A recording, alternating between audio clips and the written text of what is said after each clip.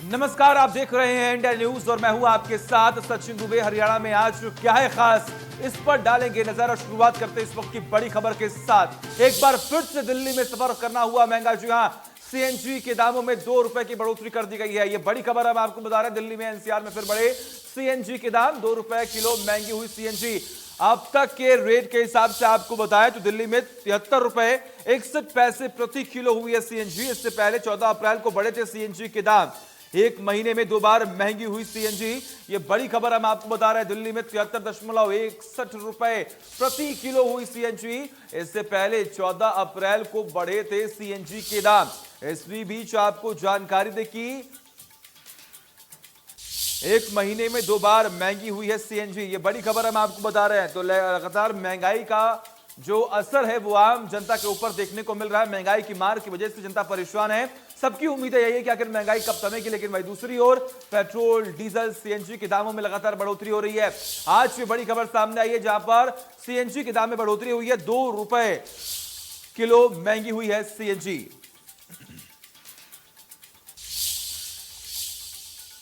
और आगे बढ़ते हैं और बात करते हैं कांग्रेस के चिंतन शिविर की। जी हां, आज तीसरा दिन है, यानी कि आखिरी दिन है आज कांग्रेस के चिंतन शिविर का। आपको जानकारी दे कि सुबह 11 बजे होगी कांग्रेस वर्किंग कमेटी की बैठक, यानी कि सीडब्ल्यूसी की बैठक होने वाली है। सीडब्ल्यूसी कमेटियों की रिपोर्ट पर होगी चर्चा। उदयपुर डिक्लेरेशन के प्रस्ताव को दिया जाएगा फाइनल टच। दोपहर 3 बजे शिविर को संबोधित करेंगे राहुल गांधी। शाम 4 बजे चिंतन शिविर का होगा समापन। यह बड़ी खबर हम आपको बता रहे हैं।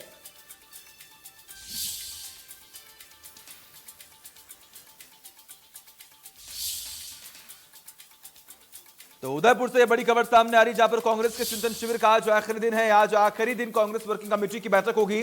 सुबह 11 बजे होगी कांग्रेस वर्किंग कमेटी की बैठक, यानी कि सीडब्ल्यूसी कमेटियों की रिपोर्ट पर चर्चा होगी। उदयपुर डिक्लेरेशन के प्रस्ताव को दिया जाएगा फाइनल टच। दोपहर 3 बजे शिविर को संबोधित करेंगे राहुल गांधी। शाम 4 बजे चिंतन शिविर का होगा समापन। ये बड़ी खबर हम आपको बता रहे हैं। और इस चिंतन शिविर में आने वाले वक्त में क्या रणनीति बनाई जाए, इसको लेकर भी चर्चा होगी। आपने सुना किस तरीके से आलाकमान सोनिया गांधी ने इस बात का जिक्र किया था कि कांग्रेस पार्टी ने तमाम नेताओं को, तमाम कार्यकर्ताओं को बहुत कुछ दिया है। अब वक्त है कि तमाम युवा, तमाम कांग्रेस के जो कार्यकर्ता हैं, जो बड़े नेता हैं, अब वो कांग्रेस पार्टी के लिए डट कर काम करें, दिल लगाकर काम करें। और खास तौर पर अब ग्रास रूट लेवल, यानी कि जमीनी स्तर पर, धरातल पर जाकर काम करें, क्योंकि अब बहुत जरूरी है कि कांग्रेस पार्टी अपने वर्चस्व को संभाल सके। अपने साख को बचाने के लिए पूरी कोशिशें कांग्रेस पार्टी की तरफ से की जा रही हैं।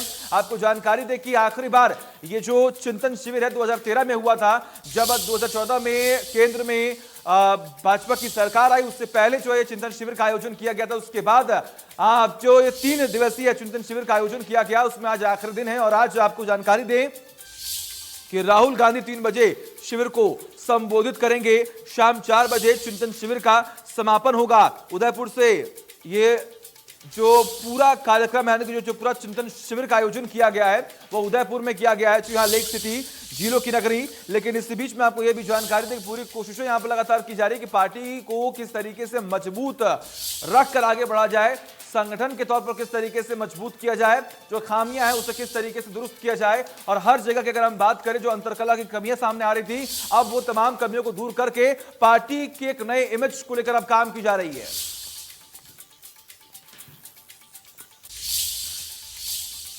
तो भाई दूसरी ओर उदयपुर में कांग्रेस का चिंतन शिविर चल रहा था, तो हरियाणा में भी तमाम जो कयास है वो लगाए जा रहे थे। लेकिन इस बीच में आपको जानकारी दें कि पंजाब में कांग्रेस को एक बड़ा झटका लगा।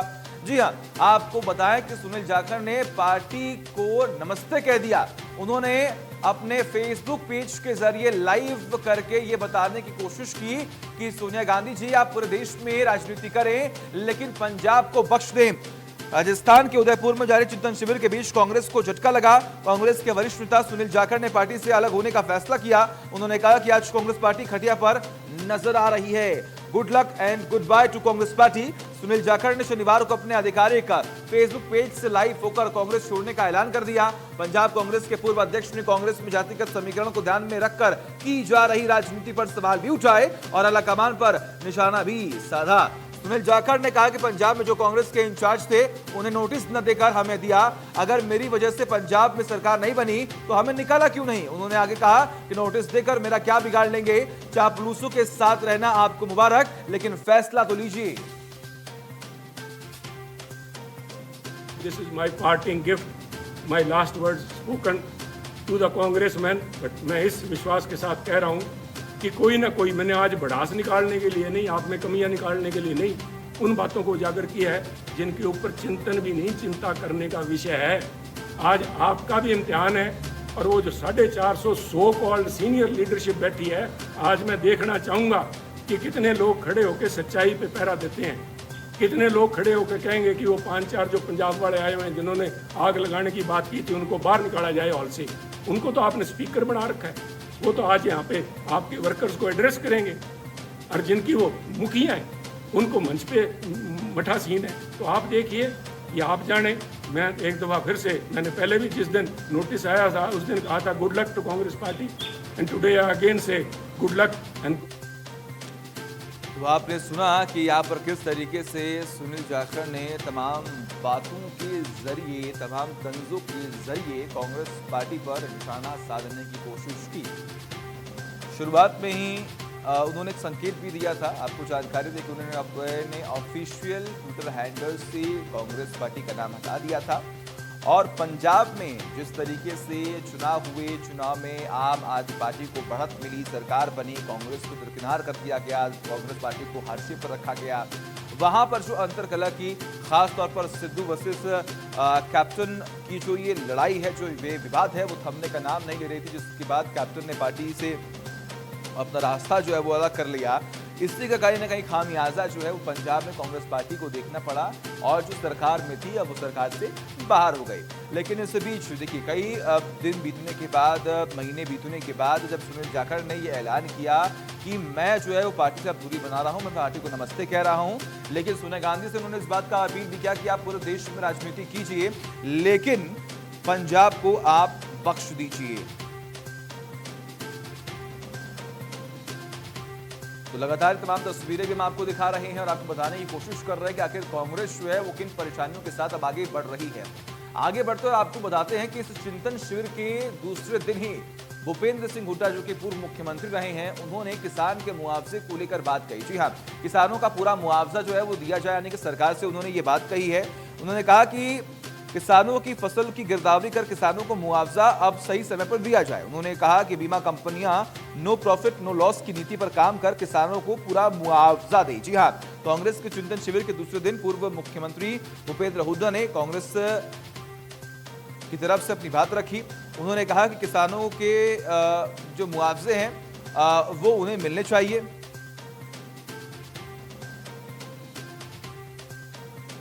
यूनिवर्सल बीमा की बात, सारे क्रॉप्स जितनी हैं सबकी वो होनी चाहिए, और जो प्राइवेट कंपनी नहीं आनी चाहिए इंश्योरेंस में, क्रॉप इंश्योरेंस में पब्लिक सेक्टर कंपनी को लेनी चाहिए, नो प्रॉफिट नो लॉस पे।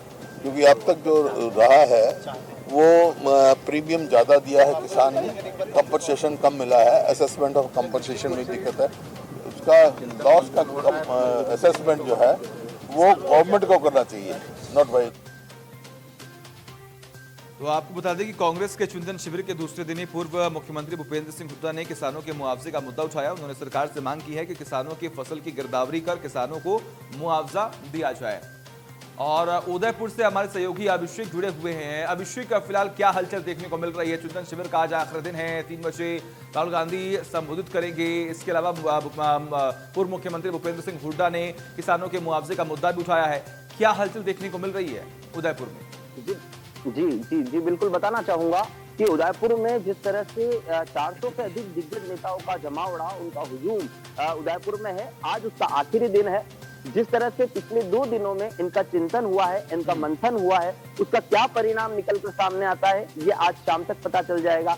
जिस तरह से इनका आज शेड्यूल जारी हो चुका है, सुबह 11 बजे CWC कमेटी की इनकी बैठक होनी है, 1 बजे फोटो सेशन होना है, और 3 बजे राहुल गांधी की स्पीच होगी, उसके बाद सोनिया गांधी की स्पीच होगी, और CWC उसके बाद PCC चीफ गोविंद सिंह डोटासरा अपना उद्बोधन देंगे, और उसी के साथ 4:30 बजे इसका समापन किया जाएगा। जिस तरह से 3 दिन तक दिग्गज नेताओं की मौजूदगी में शीर्ष नेतृत्व ने मंथन किया है, चिंतन किया है, इससे क्या अमृत निकलकर सामने आता है, और इनके जो डिसीजंस हुए हैं, इनकी जो चर्चाएं हुई है, उसको कितना अमली जामा धरातल पर पहनाया जाएगा, ये तो आने वाला वक्त बताएगा। लेकिन जिस तरह से कांग्रेस के नेताओं के अंदर असंतोष है, वो कहीं न कहीं कांग्रेस की हार का एक बहुत बड़ा कारण था।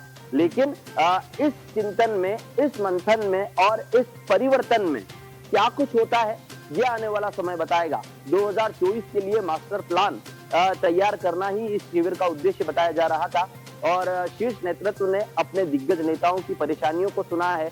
इनकी ओर से आए गए जो जितनी भी बातें थी उनको जो शीर्ष नेतृत्व ने सुना है। कमेटियों की बैठक हुई है, अलग अलग मुद्दों को रखा गया है। आर्थिक स्थिति किस तरह से सुदृढ़ हो, इस पर बात की गई है। SC/ST वर्ग को क्या कुछ लाभ दे सकते हैं, उस पर चर्चा की गई है। ऐसे तमाम कई मुद्दे हैं जो आम जनता से भी जुड़े हैं और जिस तरह से एक बड़ी चीज इसके अंदर चर्चा हुई है वो ये है कि वन फैमिली, एक टिकट एक फैमिली को मिले, इस पर जो है बड़ी चर्चा की गई है। और अगर ये अमली जामा इस पर भी पहनाया जाता है, अगर इसको धरातल पे लाया जाता है तो कहीं ना कहीं कांग्रेस के दूसरे लोगों को भी इसमें मौका मिलेगा और लोग इससे जुड़ सकते हैं। और एक बड़ी बात इसके अंदर ये भी है कि जिस तरह से कांग्रेस के नेताओं को अपने शीर्ष नेतृत्व तक पहुंचने में या अपनी बात उन लोगों तक पहुंचाने में परेशानी आती थी, एक बड़ा प्रोटोकॉल से उनको गुजरना पड़ता था, उस उनको सरल करने की भी यहाँ पर चर्चा की गई है। ठीक है बिल्कुल अभिषेक, आप लगातार नजर बनाए रखिए, तमाम अपडेट्स हम आपसे लेते रहेंगे। और इस बीच रुक करते एक और बड़ी खबर का, जी हाँ, ये बड़ी और अहम जानकारी हम आपको बता दें। यमुनानगर से बड़ी खबर, बीजेपी की हरियाणा प्रगति रैली है आज। रैली को संबोधित करेंगे सीएम मनोहर लाल खट्टर। आपको बता दें कि अनाज मंडी जगाधरी में सुबह 10 बजे ये रैली होगी। 7 विकास कार्यों का उद्घाटन करेंगे सीएम मनोहर लाल। 288 करोड़ 18 लाख की एक परियोजना का भी करेंगे शिलान्यास। और आपको बता दें कि यमुनानगर से यह बड़ी खबर सामने आ रही है। बीजेपी की हरियाणा प्रगति रैली है आज, बड़ी खबर, अहम जानकारी हम आपको लगातार बता रहे हैं। रैली को संबोधित करेंगे सीएम मनोहर लाल खट्टर। इसके अलावा आपको जानकारी दें कि अनाज मंडी जगाधरी में सुबह 10 बजे ये रैली जो है वो होगी और 7 विकास कार्यों का उद्घाटन करेंगे सीएम मनोहर लाल। ये बड़ी खबर हम आपको बता रहे हैं। 288 करोड़ 18 लाख की एक परियोजना का भी करेंगे शिलान्यास। इसके अलावा तमाम तैयारियों के साथ इस कार्यक्रम का आयोजन होगा। यमुनानगर से इस वक्त की बड़ी खबर हम आपको बता रहे हैं। बीजेपी की हरियाणा प्रगति रैली है आज और इस रैली को संबोधित करेंगे मुख्यमंत्री मनोहर लाल खट्टर। इसके अलावा आपको जानकारी दें कि कई परियोजनाओं का शिलान्यास और उद्घाटन भी करेंगे।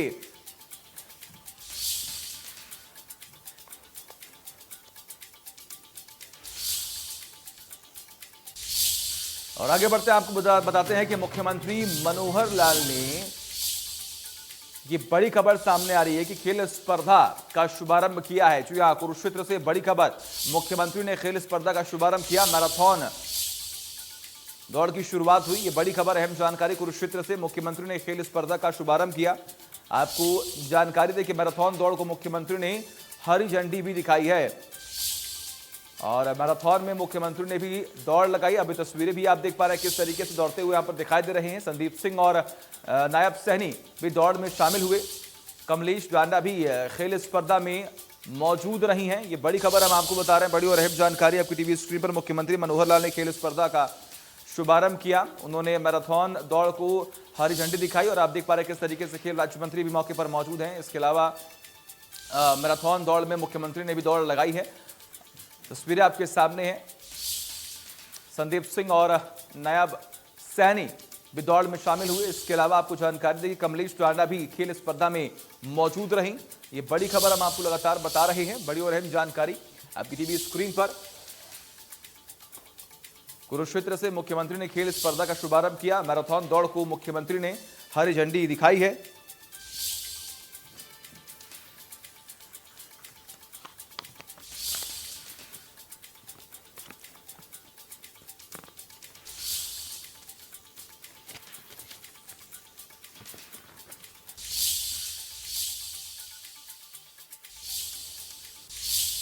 और आगे बढ़ते हैं, रुक करते और बड़ी और अहम जानकारी की। और रोहतक से इस वक्त की बड़ी खबर सामने आ रही है, जहां पर आपको जानकारी दें कि डिप्टी सीएम अनाज मंडी में जनसभा करेंगे। जी हां, खरखौदा की नई अनाज मंडी में होगी जनसभा। सुबह 11 बजे जनसभा को करेंगे संबोधित। खरखौदा के बाद रोहतक में भी जनसभा को करेंगे संबोधित। ये बड़ी खबर अब आपको बता रहे हैं। रोहतक से बड़ी खबर सामने आ रही है, जहां पर नई अनाज मंडी में डिप्टी सीएम की जनसभा है। आज खरखौदा में की अनाज मंडी में होगी जनसभा। सुबह 11 बजे जनसभा को संबोधित करेंगे दुष्यंत चौटाला। खरखौदा के बाद रोहतक में भी जनसभा को करेंगे संबोधित। ये बड़ी खबर हम आपको लगातार बता रहे हैं। बड़ी और अहम जानकारी, डिप्टी सीएम का आज कार्यक्रम, जनसभा का कार्यक्रम है आज। आपको जानकारी देगी, खरखौदा की नई अनाज मंडी में ये होगी जनसभा। इसके अलावा सुबह 11 बजे जनसभा को संबोधित करेंगे और खरखौदा के बाद रोहतक में भी जनसभा को करेंगे संबोधित। ये बड़ी खबर हम आपको बता रहे हैं। बड़ी और अहम जानकारी आपकी टीवी स्क्रीन पर।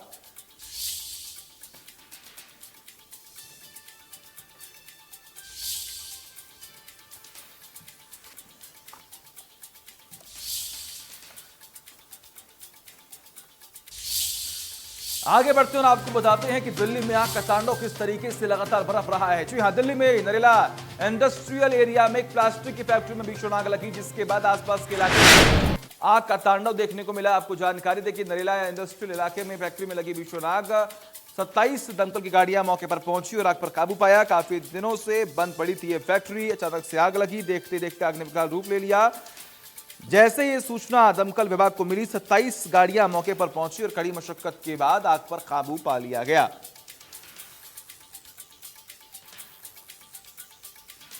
तो ये बड़ी खबर हम आपको बता रहे हैं। दिल्ली के नरेला इंडस्ट्रियल इलाके में फैक्ट्री में लगी है भीषण आग। जी हां, प्लास्टिक की फैक्ट्री में लगी है भीषण आग। काफी दिनों से ये फैक्ट्री जो है वो बंद थी।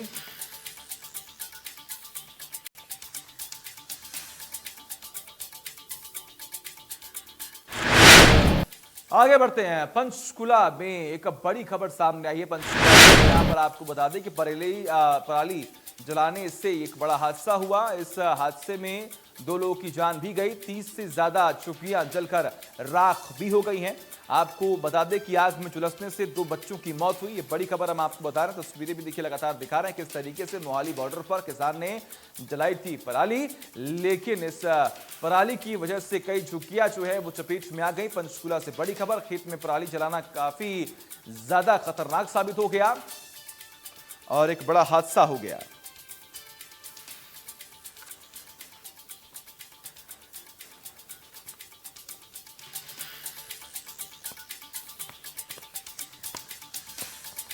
तो मोहाली बॉर्डर पर किसान ने जलाई पराली।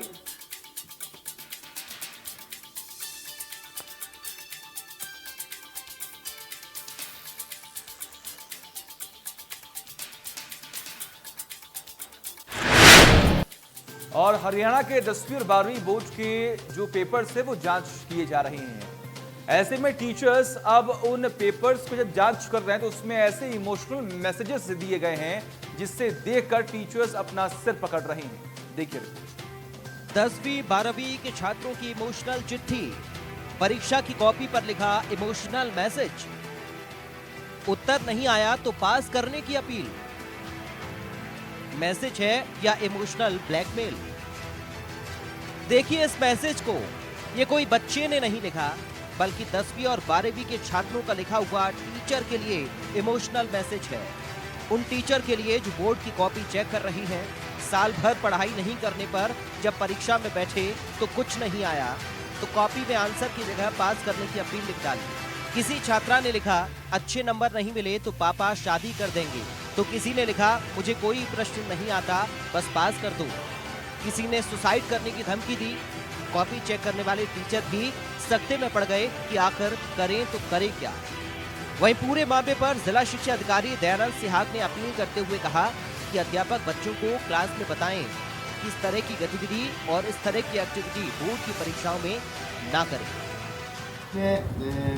जो 12वीं और 10वीं की अभी मार्किंग हो रही है, डिस्ट्रिक्ट लेवल पर हो रही है और सब डिवीजन लेवल पर भी, तो टीचर्स भी आपस में ऐसी बात करते मिलते हैं कई बार कि कुछ बच्चे जो शरारती होते हैं या थोड़ा सा आउट ऑफ वे जाकर भी पेपर में लिख देते हैं। तो मैं तो यही अपील करूंगा सभी हमारे अध्यापक साथियों से कि वो बच्चों को क्लास में समझाएं कि इस तरह की गतिविधि, इस तरह की एक्टिविटी जो फाइनल एग्ज़ाम में या किसी भी एग्ज़ाम में वो ना करें, जिससे कि जो कंसर्न्ड टीचर है वो भी परेशान हो और ऐसा लगे कि ये बच्चे की मेंटलिटी मानसिकता किशोर जा रही है।